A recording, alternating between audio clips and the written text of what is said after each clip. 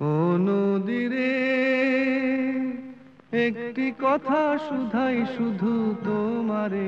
সত্যি কি কেউ নদীর কথা বলো শুনতে চায়? কোথায় কালের তোমার পর কাল দেশ, তোমার অবলীলায় বয়ে চলা, নেই কি নিজেকে চলার দূষিত শেষ। করেও মানুষের ও ফেলে দেওয়া বর্জ্য নিয়ে নদীরে যাওয়া, শরীরের মাঝখানে ভর দিয়ে দাঁড়িয়ে আছে একের পর এক সেতু। সবকিছুই মুখ বুঝে সহ্য করা যেন তার অভ্যাস। যেভাবে এতদিন সহ্য করে আসছে উত্তর দিনাজপুরের কুলিক নদীও। হেমতাবাদ, তোমার রায়গঞ্জ ও কোনো ইটাহার ব্লকের উপর বাঁধন দিয়ে বয়ে চলেছে নাই, এই নদী। তুমি ঘর পলির উপর ছাড়া পলি কি জমে কমে গিয়েছে তাই? নাব্যতা, ছেয়ে গিয়েছে দূষণে। আর নয়, এবার নদীর কথা শুনতে চাইছে মানুষ। তোমার নদী কোনো বাঁচাতে বাঁধন এবার হাতিয়ার নাই, করা হয়েছে তুমি ১০০ ঘর দিনের ছাড়া প্রকল্পকে। কি তাই? আমরা অলরেডি একটা এজেন্সিকে লাগিয়েছে, মানে হাইড্রোলজিক্যাল সার্ভে করার জন্য। তাদেরকে দিয়ে আমরা ডিটেল একটা ডিপিআর আমরা তৈরি করবো, কোথায় কি করতে হবে, তারপরে আমরা অ্যাকশন প্ল্যানটা করবো, কি কি কাজটা করতে হবে।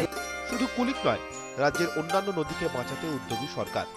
আরও কঠোর পদক্ষেপ নিতে চলেছে রাজ্য দূষণ নিয়ন্ত্রণ পর্ষদ। আমাকে জলের আসার পথগুলো খুলতে হবে, তলা দিয়ে কাটমাটি এক। দুই হচ্ছে মাটির নিচ থেকে যে জলটা আমরা অতিরিক্ত তুলে ফেলছি সেটাকে নিয়ন্ত্রণ করা, যে আপনার বর্জ্য আপনি ঠিকমতো পুনর্ব্যবহার করুন, এটা যত্রতত্র ফেলবেন না।